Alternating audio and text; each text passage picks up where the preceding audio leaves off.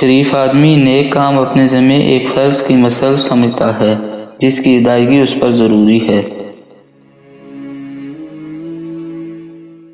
پرہیزگاری مشتبہ چیزوں سے پرہیز کرنے سے حاصل ہوتی ہے اور انسان بے یقینی سے شک میں پڑا رہتا ہے۔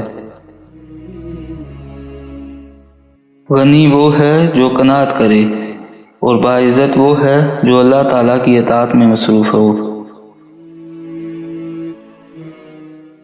سچے دل سے توبہ کرنے سے گناہ معاف ہو جاتے ہیں اور نیک نیتی سے ثواب ملتا ہے۔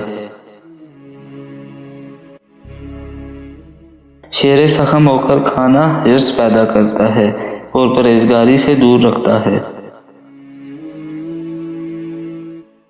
جہالت ایسی بلا ہے جو زندوں کو مردہ کر دیتی ہے اور ہمیشہ بدبختی میں گرفتار رکھتی ہے۔